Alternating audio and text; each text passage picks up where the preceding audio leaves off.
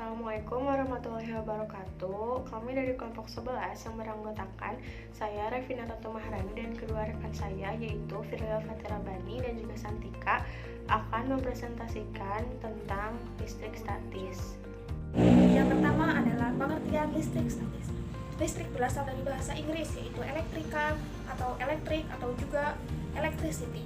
Listrik adalah suatu kondisi dari partikel subatomik tertentu, seperti elektron dan proton yang mengalir melalui penghantar dalam sebuah rangkaian yang menyebabkan penarikan atau penolakan gaya. Suatu interaksi dari benda-benda yang bermuatan listrik merupakan fenomena fisika yang dinamakan listrik statis. Pada listrik statis akan dibahas mengenai muatan listrik yang berada dalam keadaan diam atau statis. Gejala listrik statis pertama kali ditemukan oleh orang Yunani, yaitu ketika mereka melihat peristiwa batu yang dapat menarik benda-benda kecil atau benda-benda ringan. Begitu pula jika sisir plastik didekatkan pada potongan kertas kecil-kecil, maka potongan kertas kecil-kecil tersebut akan tertarik oleh sisir tersebut. Gejala kelistrikan seperti itu disebut dengan listrik statis. Yang kedua adalah proses terjadinya listrik statis. Peristiwa listrik statis dapat terjadi baik pada isolator maupun konduktor. Peristiwa listrik statis terjadi setelah adanya materi yang menjadi bermuatan karena proses gesekan atau gosokan. Gesekan atau gosokan antara dua materi ini akan membuat elektron dari atom materi yang satu berpindah ke atom materi yang lain, sehingga kedua materi menjadi bermuatan. Materi akan menjadi bermuatan positif jika melepaskan elektronnya. Sebaliknya, jika materi tidak melepaskan elektronnya, maka materi tersebut akan bermuatan negatif. Jadi, perpindahan elektron pada peristiwa listrik statis terjadi karena proses gesekan atau juga gosokan. Yang ketiga adalah hukum Coulomb. Hukum Coulomb atau gaya Coulomb merupakan gaya konservatif yang timbul dalam interaksinya muatan dengan muatan yang lain. Gaya elektrostatik antar muatan listrik berhasil diukur oleh Charles Coulomb. Dengan menggunakan Balance torsion, Coulomb mengamati interaksi antara dua partikel bermuatan. Dari hasil pengukurannya, dia menyimpulkan bahwa gaya elektrostatik antara dua buah partikel yang bermuatan yang tidak bergerak adalah sebagai berikut. Yang pertama, berbanding terbalik dengan kuadrat jarak antar muatan atau N kuadrat. Yang kedua, berbanding lurus dengan hasil kali kedua muatan yang berinteraksi atau Q1 dikali Q2. Yang ketiga, bersifat tolak-menolak bila muatannya sejenis dan tarik-menarik bila muatannya berbeda. Yang keempat, bersifat konservatif. Kedua muatan yang saling berinteraksi tersebut dianggap sebagai muatan titik atau point charge. Maksudnya, partikel tersebut bermuatan tetapi tidak bermassa. Kesimpulan hasil pengamatannya tersebut dirumuskan dalam satu formula yang terkenal sebagai hukum Coulomb dengan rumus Fe sama dengan Ke Q1 dikali Q2 per N2 dengan keterangan F adalah gaya Coulomb, Q1 besar muatan ke-1, Q2 besar muatan kedua, R jarak antar muatan, dan K sama dengan konstanta Coulomb. Konstanta tersebut juga sering dinyatakan sebagai K sama dengan 1/4 V E0 dengan E0 sebagai permitivitas ruang hampa yang besarnya 8,8542 dikali 10 pangkat min 12 C kuadrat Nm kuadrat. Contoh soal. Ada 3 buah muatan yang berada pada ujung-ujung segitiga sama kaki dengan panjang kaki A seperti yang terlihat pada gambar. Y di mana Q1 sama dengan Q3 sama dengan 5 mu Coulomb, Q2 sama dengan 2 mu Coulomb, dan A sama dengan 0,01 atm. Tentukan besar gaya yang bekerja pada Q3. Jawab. Yang pertama yang perlu diperhatikan adalah arah gaya yang dikeluarkan oleh Q1, Q2, dan juga Q3. Gaya F23 oleh Q2 pada Q3 adalah gaya tarik, karena Q2 dan Q3 memiliki muatan yang berbeda. Sedangkan gaya F13 oleh Q1 dan Q3 adalah gaya tolak, karena mereka adalah sama-sama memiliki muatan negatif. Dasarnya gaya F23 adalah F23 sama dengan K Q2 Q3 per A kuadrat sama dengan 8,99 dikali 10 pangkat 9 Nm kuadrat per C kuadrat. 2,0 dikali 10 pangkat min 6 Coulomb dikali 5,0 dikali 10 pangkat min 6 Coulomb per 0,01 meter kubik sama dengan 9,0 Newton. Sedangkan besarnya gaya pada F12 adalah F12 sama dengan K Q1 Q3 per akar 2A kuadrat sama dengan 8,99 dikali 10 pangkat 9 Nm kuadrat per C kuadrat, di mana 5,0 dikali 10 pangkat min 6 Coulomb dikali 5 dikali 5,0 dikali 10 pangkat min 6 Coulomb per 2 dikali 0,01 meter persegi sama dengan 11 Newton. Gaya tolak F13 membuat sudut 45 derajat menjadi sumbu X. Oleh karena itu, komponen gaya F13 searah dengan sumbu X dan Y sama, yakni sebesar F13 cos 45 derajat sama dengan 7,9 Newton. Dengan menjumlahkan F12 dan F23 dengan menggunakan aturan vektor, maka diperoleh komponen gaya yang bekerja pada Q3 yang searah dengan sumbu X, yaitu F3X sama dengan F13X ditambah F23X sama dengan 7,9 Newton ditambah min 9 Newton sama dengan min 1,1 Newton. F3Y sama dengan F13Y ditambah F23Y sama dengan 7,9 Newton ditambah 0 sama dengan 7,9 Newton. Sehingga besarnya gaya total yang bekerja pada Q3 adalah F total sama dengan akar 7,9 Newton kuadrat ditambah min 1,1 Newton kuadrat sama dengan akar 2,62 Newton sama dengan 7,91 Newton. Yang keempat adalah peranan listrik statis dan hukum Coulomb dalam kehidupan sehari-hari. Gejala listrik statis dan hukum Coulomb dimanfaatkan dalam aplikasi sebagai berikut. Yang pertama, penangkal petir. Sebelum terdengar petir, tentu kita lihat kilat. Kilat adalah cahaya yang timbul karena gerak elektron yang bergesekan dengan udara. Akibatnya, udara yang dilalui kilat terbelah dan memuai dengan cepat sehingga dapat menghasilkan suara yang begitu menggelegar yang kita sebut dengan petir. Cara kerja penangkal petir adalah sebagai berikut. A. Jika di sekitar penangkal petir terdapat awan bermuatan negatif, batang logam penangkal petir mengalami induksi sehingga bermuatan positif, atau muatan hasil induksi berlawanan dengan muatan benda yang menginduksi. B. Jika petir menyambar batang logam, muatan negatif petir berpindah ke batang logam dan diteruskan ke bumi melalui kabel penangkal petir. C. Bersamaan itu, muatan positif logam meloncat ke awan petir sehingga menjadi netral. Begitulah cara kerja penangkal petir. Yang selanjutnya, aplikasi selanjutnya adalah pada generator Van de Graaff. Generator Van de Graaff menggunakan prinsip listrik statis yang mampu menghasilkan tegangan yang sangat tinggi, yakni sekitar 20 juta volt. Dengan gesekan yang ditimbulkan karet dapat menggerakkan generator. Yang selanjutnya adalah cat semprot. Agar mobil dapat dicat dengan rata, maka badan mobil diberi muatan listrik yang berbeda dengan muatan listrik pada cat. Dengan demikian, cat dapat menempel kuat dan merata pada mobil. Yang keempat, yang terakhir adalah alat penggumpal asap. Untuk menanggulangi polusi udara dari cerobong asap pabrik, seorang ahli kimia Amerika yang bernama Frederick Gardner Cottrell membuat alat penggumpal asap yang terdiri dari dua logam yang memiliki muatan yang berlawanan, sehingga partikel-partikel asap terinduksi dan terjadi gaya tarik-menarik antar partikel, sehingga massa partikel bertambah besar dan membentuk gumpalan hitam yang mudah dibersihkan. Yang terakhir adalah mesin fotokopi. Mesin fotokopi pertama yang dipasarkan adalah Xerox Corporation pada tahun 1959 dengan memanfaatkan prinsip muatan induksi serta gaya Coulomb. Bagian utama mesin fotokopi adalah pelat fotokonduktif yang dalam keadaan gelap tidak menghantarkan listrik. Pelat itu baru aktif jika dikenai oleh cahaya. Medan listrik. Medan listrik adalah ruang di sekitar benda bermuatan listrik, di mana benda-benda bermuatan listrik lainnya dalam ruang ini akan merasakan atau mengalami gaya listrik. Kuat medan listrik adalah besaran yang menyatakan gaya Coulomb persatuan muatan di suatu titik. Secara matematik, kuat medan listrik dirumuskan dengan E sama dengan F per Q, atau E sama dengan Q per R kuadrat, di mana E sama dengan kuat medan listrik atau satuannya Newton per Coulomb, Q sama dengan muatan sumber dengan satuan Coulomb, R sama dengan jarak muatan uji terhadap muatan sumber, satuannya meter, K sama dengan konstanta, epsilon 0 yaitu permitivitas listrik vakum yang nilainya 8,85 kali 10 pangkat min 12 Coulomb persegi per nanometer persegi. Selanjutnya yaitu plug listrik. Garis-garis medan yang menembus tegak lurus suatu luas permukaan tertentu disebut plug listrik dan disimbolkan dengan C. Rumusnya yaitu C sama dengan E dikali A. Dengan keterangan C sama dengan plug listrik dengan satuan Weber, E sama dengan kuat medan listrik dengan satuannya Newton per Coulomb, dan A sama dengan luas bidang yang ditembus oleh medan listrik dengan satuan meter persegi. Contoh soal. bila terdapat persegi dengan panjang sisi 30 cm dan sebuah medan listrik homogen sebesar 400 Newton per kolom ditembakkan ke persegi panjang tersebut dengan arah yang tegak lurus dengan bidang persegi tersebut.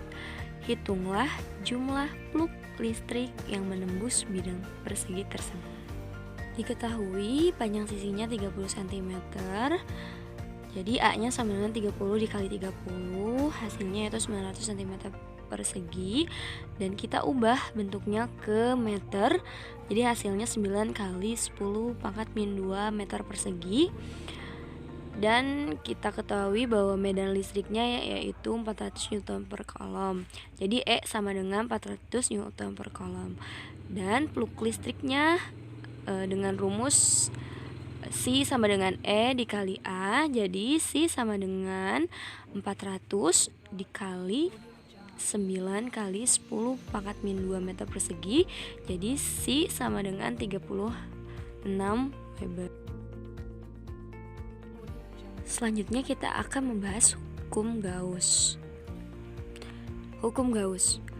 Hukum Gauss dirumuskan oleh Carl Friedrich Gauss yang berbunyi jumlah garis gaya yang menembus suatu permukaan yang tertutup berbanding lurus dengan muatan, di mana C sama dengan Q per epsilon 0, atau C sama dengan E dikali A sama dengan Q per epsilon 0, di mana Q sama dengan muatan listrik dan epsilon 0 dengan jumlah 8,85 dikali 10 min 12 kolom persegi per nanometer persegi. Adapun penerapan hukum Gauss, ada sejumlah contoh aplikasi atau penerapan hukum Gauss untuk menentukan medan listrik yang dihasilkan benda bermuatan, di mana hukum Gauss efektif digunakan untuk menentukan medan listrik yang dihasilkan oleh benda bermuatan bersifat simetri seperti simetri garis, simetri silinder, dan simetri bola.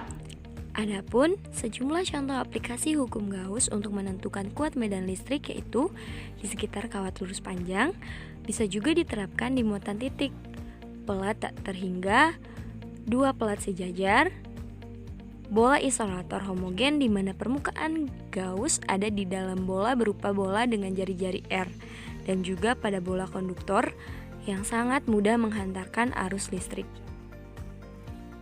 Selanjutnya, kapasitor. Apa itu kapasitor? Kapasitor adalah sebuah benda yang dapat menyimpan muatan listrik. Benda ini terdiri dari dua pelat konduktor yang dipasang berdekatan satu sama lain tetapi tidak sampai bersentuhan. Kapasitor mempunyai kemampuan untuk menyimpan elektron-elektron selama waktu tertentu atau komponen elektronika yang digunakan untuk menyimpan muatan listrik yang terdiri dari dua konduktor dan dipisahkan oleh bahan penyekat atau bahan dielektrik tiap konduktor yang disebut dengan keping. Persamaan kapasitansi atau kapasitor dinotasikan sebagai C sama dengan Q per V, di mana C sama dengan kapasitansi dalam satuan Faraday. 1 Faraday sama dengan 1 coulomb per volt, Q sama dengan muatan listrik dalam satuan coulomb, dan V sama dengan beda potensial dalam satuan volt. Nilai kapasitansi listrik tidak selalu bergantung pada nilai Q dan juga V. Besar nilai kapasitansi bergantung pada ukuran, bentuk, dan posisi kedua keping, serta jenis material pemisahnya atau insulator. Nilai usaha dapat berupa positif ataupun negatif tergantung arah gaya terhadap perpindahannya. Dalam praktek pembuatan kapasitor, kapasitansi dihitung dengan mengetahui luas area plat metal atau A besar, jarak atau T kecil antara kedua plat metal, tebal dielektrik, dan konstanta atau K bahan dielektrik dengan rumusan dapat ditulis sebagai C sama dengan 8,85 kali 10 pangkat min 12 dikali K dikali A per T. Ada beberapa rumus untuk kapasitor. Yang pertama, rumus untuk kapasitor dengan rangkaian paralel, yaitu C total sama dengan C1 ditambah C2 ditambah C3. Yang kedua, rumus kapasitor dengan rangkaian seri, yaitu 1 per C total sama dengan 1 per C1 ditambah 1 per C2 ditambah 1 per C3. Rangkaian-rangkaian pada kapasitor. Yang pertama, rangkaian seri. Rangkaian seri pada kapasitor merupakan rangkaian kapasitor dengan menghubungkan kutub tidak sejenis antara kapasitor.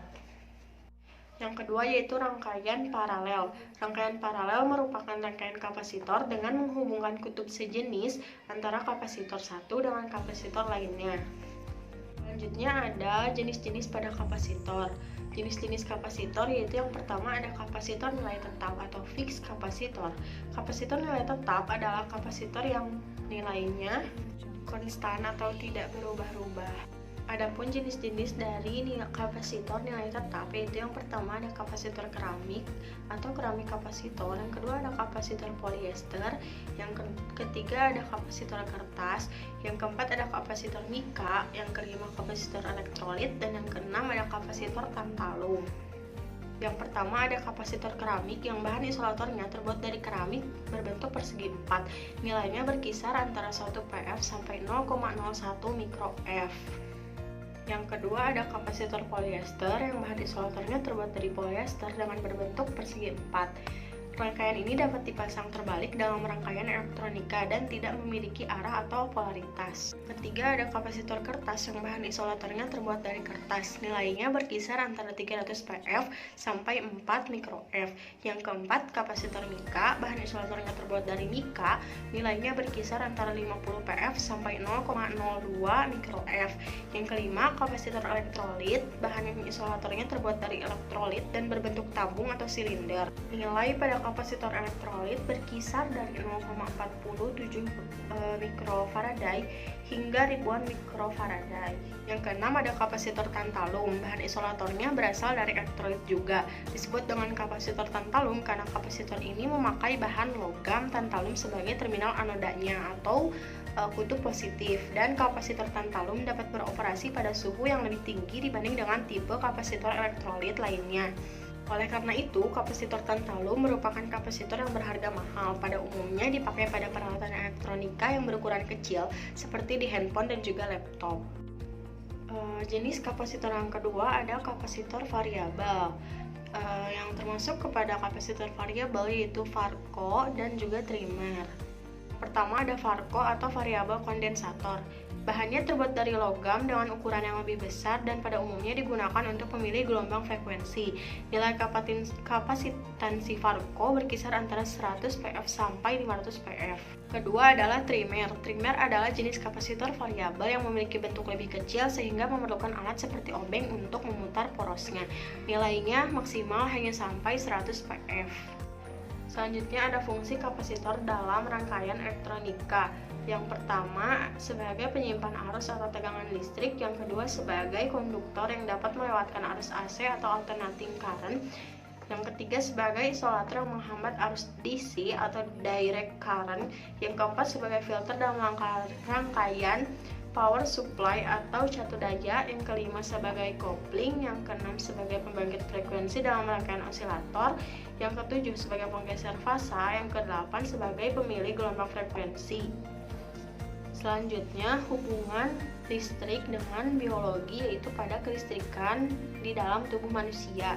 Tubuh manusia juga dialiri oleh arus listrik, khususnya syaraf, yaitu dengan adanya impuls listrik. Biolistrik adalah salah satu bidang yang mempelajari tentang aliran impuls listrik pada tubuh manusia. Kelistrikan pada tubuh manusia berkaitan dengan komposisi ion di dalam tubuh. Muatan di dalam dan di luar sel saraf tidak dapat saling tarik-menarik karena adanya pemisah berupa membran sel saraf. Tarik-menarik antar muatan akan terjadi jika ada rangsangan dari neurotransmitter. Contoh penerapan listrik dalam biologi salah satunya yaitu pada alat elektrokardiograf. Alat ini digunakan untuk merekam perubahan jantung manusia. Setiap kali jantung manusia berdetak akan terjadi perubahan potensial listrik pada permukaan jantung. Hal ini dapat dideteksi oleh elektrokardiograf karena menggunakan logam kontak yang dipasang pada kulit. Perubahan potensial ini dapat ditampilkan sebagai grafik baik pada kertas maupun pada layar tabung sinar katoda atau CRT. Hasil rekaman perubahan jantung manusia ini disebut elektrokardiogram. Sekian dari kelompok kami. Terima kasih atas perhatiannya. Wassalamualaikum warahmatullahi wabarakatuh.